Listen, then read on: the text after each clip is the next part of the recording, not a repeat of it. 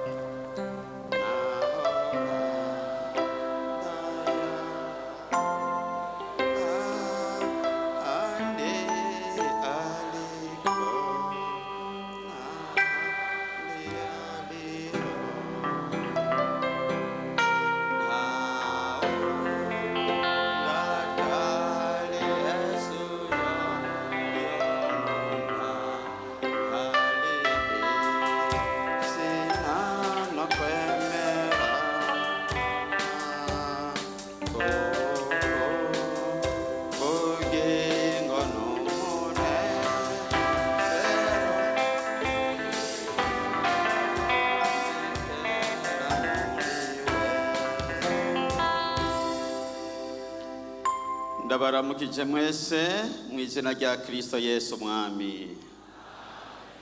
Muramahoro. Ni byiza cyane natwe turamahoro. Tugomba turabe amajambo y'Imana tugiye kuvugana ko muri kino gitondo Imana yacu yo mu ijuru yaduteguriye.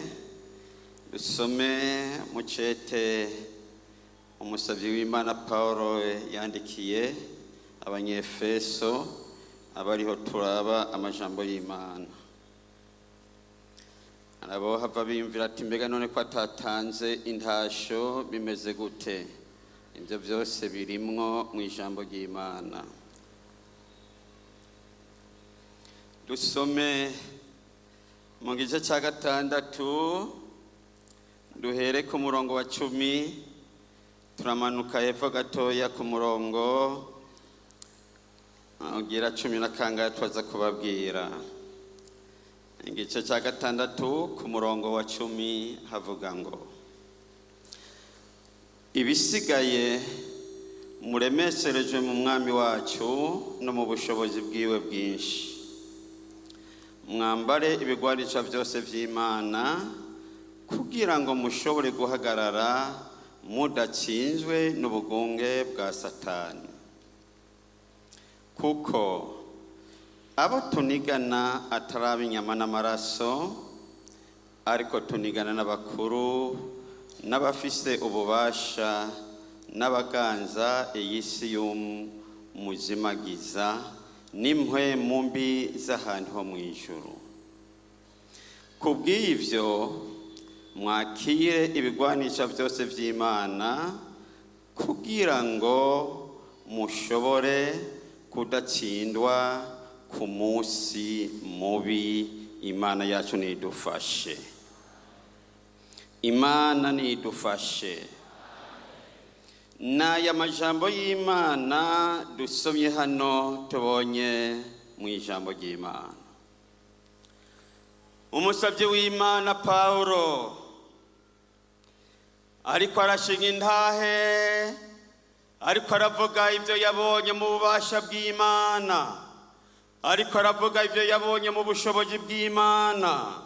Arashinga intahe, aravuga ati narabonye umuntu, ati ndazi umuntu yaduze arashika hejuru mu ijuru rya 3. Uwo muntu yeretswe amabanga menshi, yabonye byinshi. Imana yaramukoresheje kandi Imana yamuvugishije byinshi. Yesu nadufashe. Aritegereza ingene abantu b'Imana b'abakristo bameze. Abona umuntu wese w'Imana yitwa umukristo arafise urugezo rwiwe agenda agirako, arafise ingene yifata, arafise ingene agenda, ashobora guhura n'ivyiza, ahari naho agahura n'amageragezwa y'uburyo butandukanye. Ariko umusavyi w'Imana Pawulo aravuga ngo ati kubw'ivyo mwakire ibigwanisha vyose Imana yacu yo mw'ijuru itanga. Mwene data, Pawulo yaritegereza araraba, abona niko ko mu bana b'Imana ibibazo ntibibura, amageragezwa ntabura. Nifuje yuko uyu munsi muri kano kanya tuvugana kuri iri jambo rivuga ngo uhagarare neza ku munsi wawe. Nimba ari umunsi mwiza, hagarara neza. Nimba ari umunsi mubi, hagarara. Iyo minsi ni ngombwa yama ibaho ku mwana w'umuntu. Uhagarare neza ku munsi wawe. Urafise umunsi ushobora kukubera mwiza, kandi urafise n'umunsi ushobora kukubera mubi. Hari igihe umuntu yitegereza ati mbega none aya mageragezwa avuye kuki, ibibazo bivuye kuki. Menya neza hari umunsi w'ivyiza n'umunsi mubi uhagaze imbere yawe. Ariko kubw'ivyo humura. Imana yacu twizeye ni Imana itigera ihinduka ku masezerano yayo. Haleluya. Igihe kimwe muri 89 nakorera ahagene mu gisagara. Hanyuma mbona umudamu umwe yari amaze iminsi mikeya abatirijwe. Araza aranshikira ati mwarimu, ati ntabara unsengere, jewe nagize ikibazo, nagize ingorane. Muri rino joro Imana nari nagize umunsi umeze neza, ati naryamye hageze mu gicugu ndarota. Ati maze kurota ndota mfumbashe mu kiganza amahera menshi. Ndota mfumbashe inoti z'ibihumbi bitanu n'inoti z'igihumbi. Ati umukaga tutari muto. Ati mugabo hageze mu gicugu nikanguye isaha 9. Ati nguma mfumbashe. Ati mugabo ndakabakaba mu ntoki ndabura ikintu. Ati ndavyuka ndadomeka itara. Ati ndagerageza kumureka hose ndabura. Ati ndavuga ati mpuye n'umunsi mubi. Acarambwira ati mwarimu ndagusavye unsengere. Nanje ndiyumvira burya abakozi b'Imana dusengera vyinshi. Ndiyumvira ati none ndamusengera gute. Acarambwira ati mwarimu, je urazi maze umwaka wose mbatirijwe. Mwaratwigishije amajambo y'Imana. Mu majambo y'Imana rero mwatwigishije ngo tuze turasoma Bibiliya. Narasomye Bibiliya. Ati hari hantu nasomye. Ati ntabara umfashe. Imana yangendeye mugabo Satani nawe aranyaka. Ati nsengera unkomoreze. Acansomero ansandangira umurongo soma muri Bibiliya. Pasteur umurongo yansomeye yambwiye ngo ndamusomere mu gitabo ca Zaburi 127. Adusomera umurongo ugira kabiri. 127 umurongo wa kabiri yambwiye ngo ndamusomere. Bibaruhiriza ubusa kuzinduka kare, mugateba cyane kuruhuka, mukarya umutsima w'ubutame, uwakunda abimuhera mu itiro.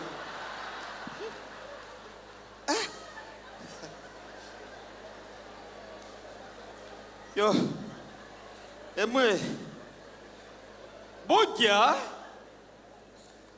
abantu mu by'ukuri mu gusoma Bibiliya bayisoma kwinshi. ndiyumvira maze kumya ngo ndamusomera uwo murongo ngo erega ngo mwari ngo Imana yangabiye ngo none mpuye n'umunsi mubi ngo ntabara rero unsengere.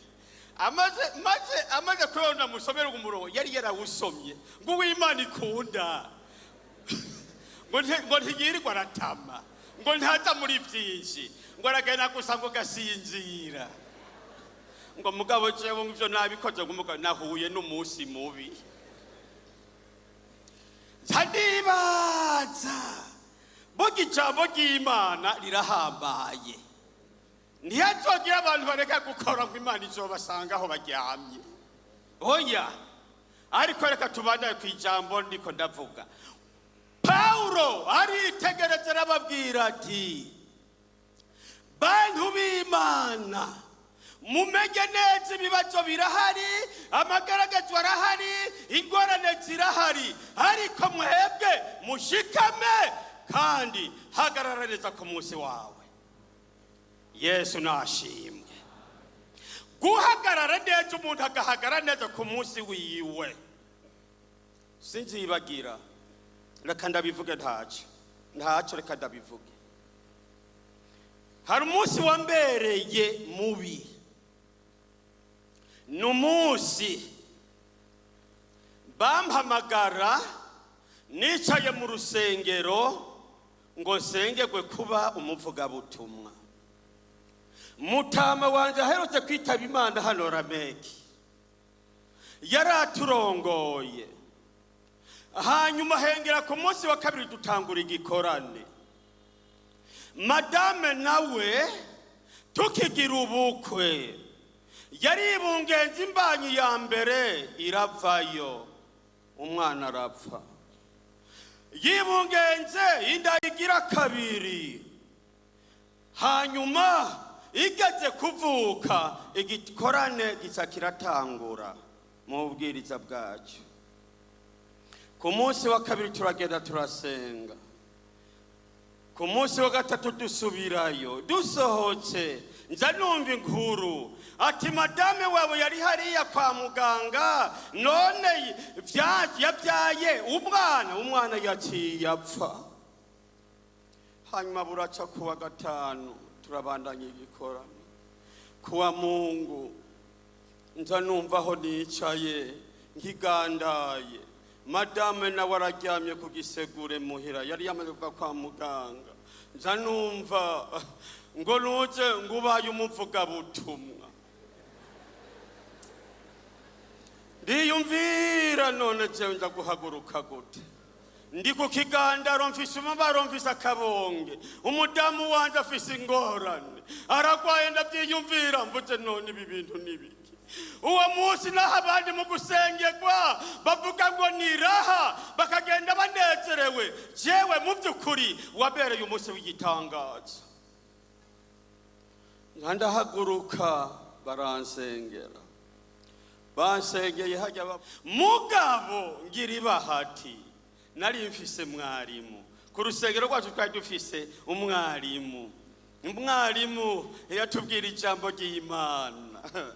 Ndibuka igihe kimwe mu kwigisha korale yaraza akaturirimbisha mu majwi yose ane. Hari igihe mwitegereza abantu babatama ngo baga ntibigeze kurimba, barigeze kuririmba neza, akatwigisha ingene turirimba. Hanyuma ubundi munsi kubera ibikorwa byari byinshi ati Boaz, shishikara urongore iyo korale nzoza ndakuba hafi. Uwo mwarimu rero baheze kunsengera, ndagenda ndamubwira ati ico gihe ari mu ishuri rya Bibiliya, ntiyari bwasubire ku ishuri, yari mu kiruhuko. Ndamwitegereza ati mwarimu wanje, jewe naho bansengeye ntaho nja, sintaha muhira, none nshikirahe? Ndi ku kigandaro, madama ari ku giseguro, none bigenda gute? Uwo munsi wambereye umunsi mubi sinzigera ndawibagira. Ndibaza ati none bigenda gute? Mwarimu aranyitegereza ati Bowazi humura. Acararengana aho yataha muhira, acafata arambwira ati ingo tugende. N'umudamu wiwe baca barazanana, baca baraza barashika ku rugo basanga madamu araryamye, basanga n'ababyeyi baraho.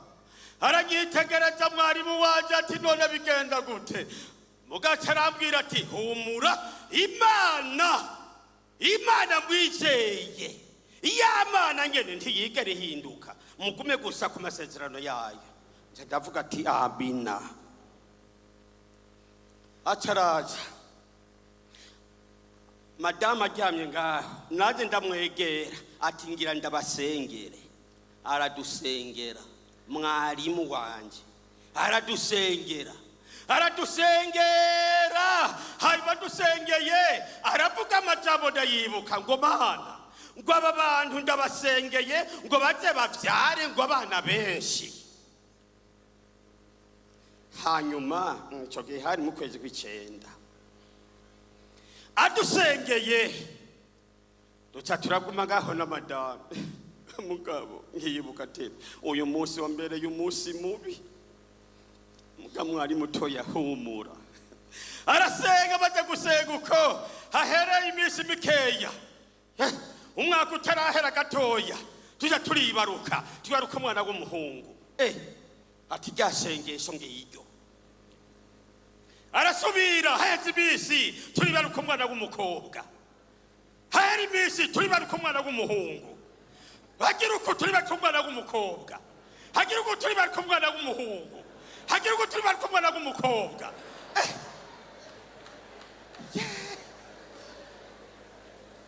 Babaye bangaye? Batandatu. Turibaza ati none bizogenda gute? Ati wa munsi naho nawishe umunsi mubi, mugabo wapfuye mw'ivyiza. Hanyuma erega isengesho rya mwarimu ryarafashe, bugize uko turasubira umukobwa, tugize uko turasubira umukobwa we. Madame tewe none ibi bintu bizobandanya kugeza ryari?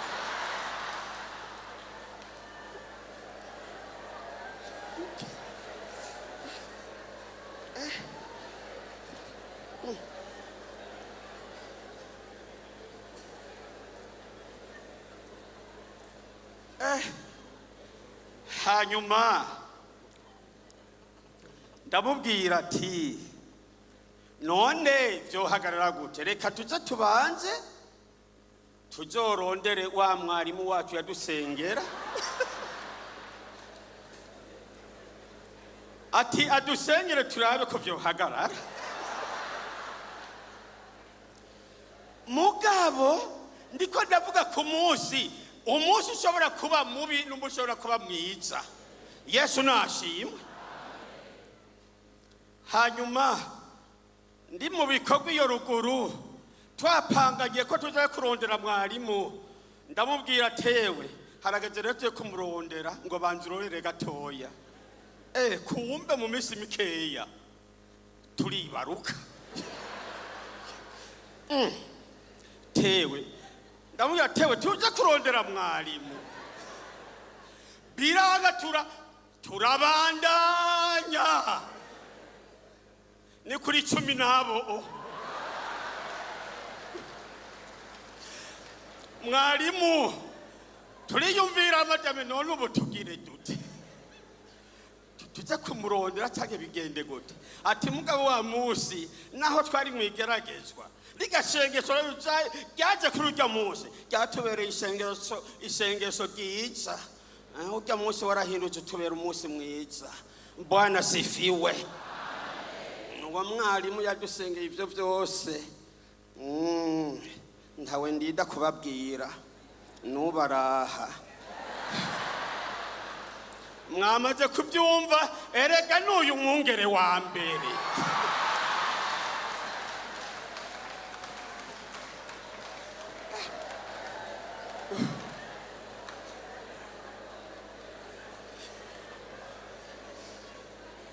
Murakoze cyane. Yesu nashimwe. None rega ibyiza biravugwa yemwe.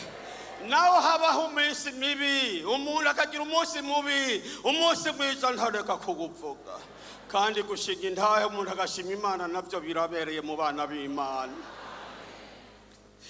Reka dusome, reka tubandanye n'ijambo ry'Imana mu butumwa bw'icwa bwanditswe na Matayo, mu butumwa bw'icwa bwanditswe na Matayo igice ca 11. Dusomeho ijambo ry'Imana. 11 ku murongo wa 28 havuga ngo, dusomere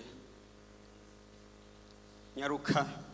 Ubutumwa bwiza bwanditswe na Matayo igice ca 11 umurongo wa 28 na 29 na 30.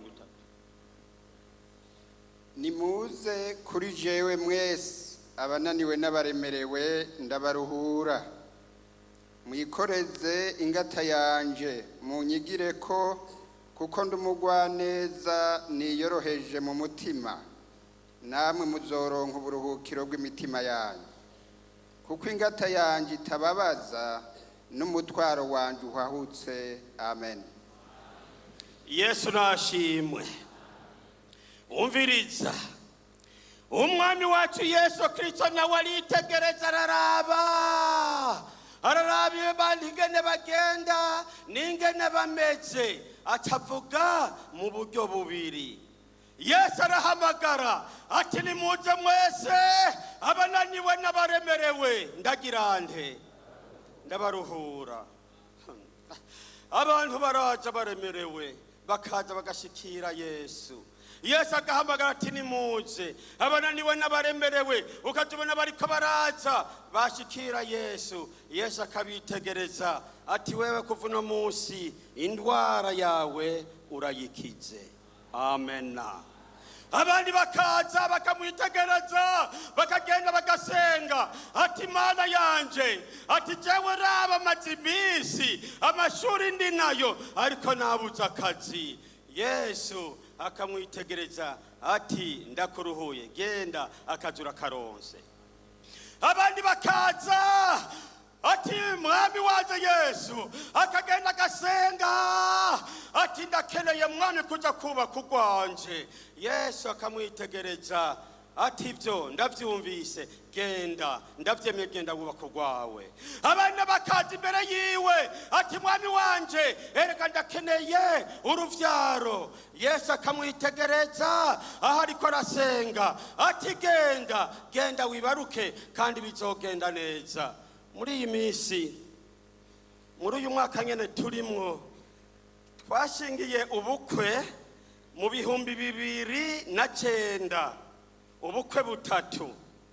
Baragenda, umwe acaragenda, n'uwundi aragenda, n'uwundi baragenda, bose baragenda.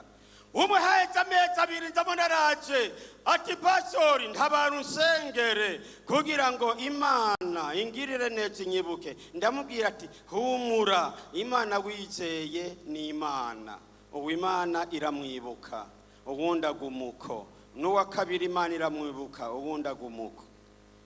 Nariko ndavuga Yesu afise ububasha muri vyose. Arakwitegereza atayo mageragezwa yawe niyo ngwara urakize. Umuntu yaragwariye ku gitengera imyaka 30 n'iyindi, Yesu yamusanze atari bwigera mubona. Yesu aramwitegereza ati mbega wumva ugomba iki? Aramubwira ati ndagomba gukira mwami. Yesu aramubwira ubwo nyine ikorere ikirago cawe niwitahire. Bwana sifiwe.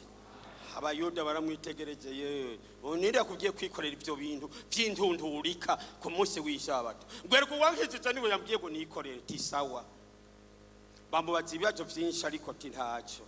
Yesu arafise ingene akora, akaguhamagara ati ngo abarusha n'abaremerewe Yesu arabaruhura. Iyo mitwaro yawe n'ivyo bibazo vyawe, amina, bijane ku mwami wawe Yesu. Afise ububasha muri vyose. Ariko hari abandi bagira kabiri. Abo nabo bagira kabiri bigenda gute? Ijambo ry'Imana ryavuze ngo iki? yesu ababwira ngo mwikoreze ingata yanje kuko itagirane n'umutwaro wanje kuko igizende.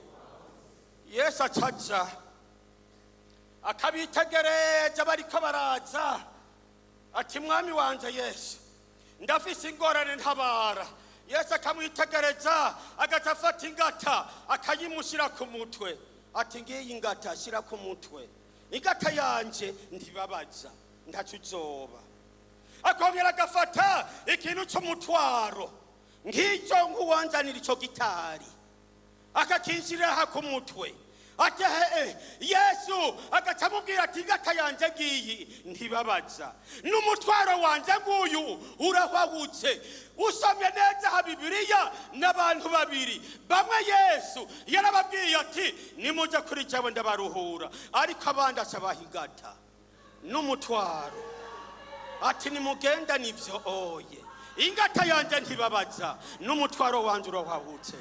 hari abantu rero bagenda bajegemba n'imitwaro uriko urabitegereza ukamenga ngo uwo mutwaro urabananiza, ariko umutwaro w'umwami wacu Yesu Kristo nturemeye oyaye kandi ntunaniza.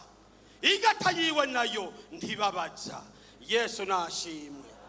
Paulo uriko urasoma neza yari umukozi w'Imana, yagendage n'Imana, yabonye byinshi Imana yamukoresheje. ari gusomya neza mu gitabo kigira kabiri cy'Abakorindo. nyaruko dusomere ntacyo, nyaruko dusomere icyaje kigira kabiri cy'Abakorindo igice cya 12. soma tumve icyaje kigira kabiri cy'Abakorindo igice cya 12 ku murongo wa ndwi. Icetigira kabiri cy'Abakorindo 12 ku murongo wa ndwi havuga ngo kandi kugira ngo noye guterwa kwishira hejuru birenze urugero mbitewe nuko nahishuriwe ibirushiriza kuba ibihambaye, nico gitumye mpabwa igisata mu mubiri intumwa ya Satani yo kunkubita ibipfunsi ngo noye guterwa kwishira hejuru birenze urugero. umviriza ngo yoye kwishira hejuru birenze urugero. yesu rero aguhamagaye akagukorera ingata yiwe. iyo ngata urayigendana, akongera akazana umutwaro akagukorera. erega hariho abantu batari bake usanga bagendana ibintu bitari bike kandi ari abana b'Imana kandi bizeye. mugabo yesu akabitegereza ati nutwara uyu mutwaro muga mutwaro wanje urahwahutse. amajambo akaba menshi, amageragezwa akaba menshi, uruvugo rukaba rwinshi. ukitegereza ati none mbega yemwe abo bantu karaba baji banje ko mbona bankuriye hasi, ikibino bakoreye n'igiki ukakibura. ukaba wibereye ngaho ukaja uwundi muntu araje atewe wewe uri inkozi y'ikibi cyaha akagutwara akagushikana mu buroko atacaha wakoze. ubona bakitegereza ukabona ubundi bw'umugenzi wawe. erega baba babiri baba batatu ukaza usanga bagukuriye hasi. ukitegereza ati none bampora iki baguhora iki? none si ingata iri ku mutwe, ingata iri ku mutwe nta kintu baba baguhora oyaye kandi umutwaro uri ku mutwe wawe. ibyo nubigendane umwami wawe Yesu Kristo ariko arakubona. naho ubona ugenda ubijegembana niko bimeze. yesu afite ububasha bwo kuruhura. ubu ni muntu akabaza akamukorera ingata. mugabo igihe kigeze, igihe kigeze, haleluya, ati tura umutwaro wawe. amena. ati tura umutwaro wawe. yamageragezwa vya bibazo zagorane zose ndakuruhuye. ugacuca ngaho ugacushima Imana. Imana yacu nishimwe. yesu shegero ry'Imana n'umutabazi. naho ibyo biruko, naho tugenda duca muri ibyo byose bigenda bitugora, humura w'umwami wawe Yesu Kristo ndahinduka ku masezerano. Ibyo yadusezeranije nibijya nyene. Naho ibibazo biba byinshi turi mu rugendo. Uri mu rugendo ahura n'ibintu bitari bike. Uri mu rugendo ahura n'ingorane z'uburyo butandukanye.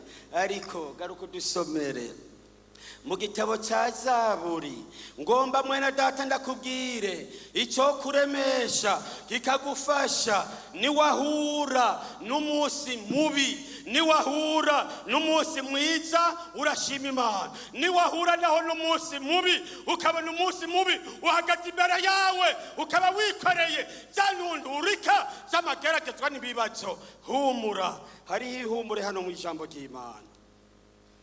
Mu gitabo cya Zaburi 119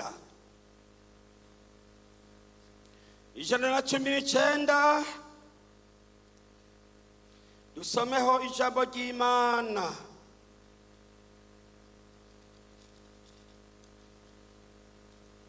Ijana na 19 ku murongo wa 30 dusomere. Zaburi 119 ku murongo wa 30 avuga ngo mpisemwo inzira yo kuba umwizigigwa, nashize imanza zawe ziroranye imbere yanje. Yesu nashimwe, Yesu nashimwe. Umviriza ijambo ry'Imana icyo rivuze. Hano ritegereza byose ati byaba ibibazo, yaba amageragezwa, zaba ingorane, waba umunsi uhagaze imbere yanjye umunsi mubi, mpisemo inzira yo kubiki, inzira yo kubiki. N'aya majambo y'Imana mwese abayumvise Imana ibahezagire, mwese Imana ibahezagire. Uhisemo inzira yo kubiki. Amageragezwa n'ibibazo ntibibura, ingorane ntizibura. Umunsi mubi ushobora guhagarara imbere yawe, amageragezwa ashobora guhagarara imbere yawe, ibibazo bigahagarara imbere yawe, ariko wewe hitamo inzira yo kuba umwizigirwa. Ibisigaye navyo Imana yawe yo mu ijuru irazi munsi zo gutura uwo mutwaro. N'aya majambo yumvise mwese mukayizera, Imana ibahezagire. Dusenga Imana, dusenga Imana. Haleluya. Mwami Imana data wa twese, uri Imana data wa twese, uri Imana y'inyizigirwa, uri Imana igororotse. Haleluya. Uri Imana igarurira kure iyo abantu bihebuye babuze uko bagira, uraseruka abantu bakakubona. Muri iki gitondo uravuga ngo ibisigaye n'ahari amageragezwa, n'ahari ibibazo, muremesherezwe mu mwami. Kandi umwami yatanze ibirwanishwa kuko arazi abo tunigana ko atari inyama n'amaraso, ariko tunigana n'abakuru n'abafite ububasha n'imwemu biza hano mu ijuru. Nico gituma databuja avuga ngo mwakire ibirwanishwa byo mu kuryo no mu kubavu, muhagarara neza no ku munsi mubi. Haleluya, haleluya, haleluya.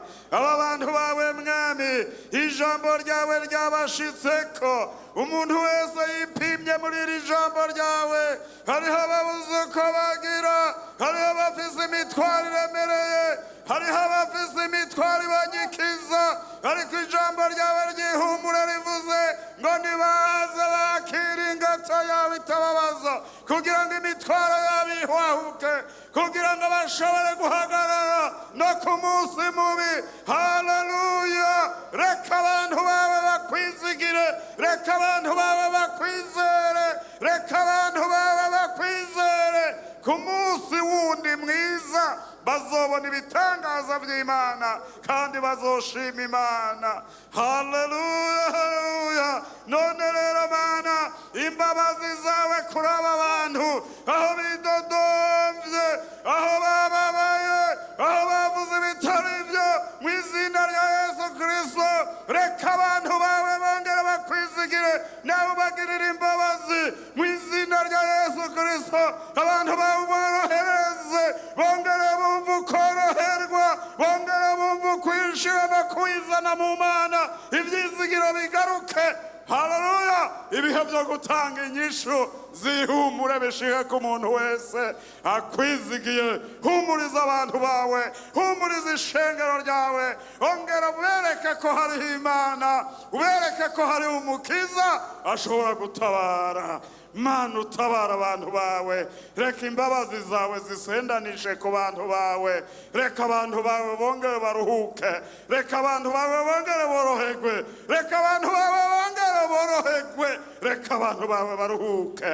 Mana urakoze turabigushimiye. Wavuze ngo ntuzokwirukana abaje aho uri, wavuze ngo nitwabasengera tukavuga ko bahariye nawe uzovyumva uri mu ijuru baharire, baze ubaharire, baze ubaharire mwami, ubaharire boroherwe, hanyuma ubishure imitwaro yabo yishugwe. Urakoze kuri umwami akomeye kandi kubagiriye neza. Tubasengeye gutyo mu izina rya Yesu Kristo umwami n'umukiza wacu. Amen.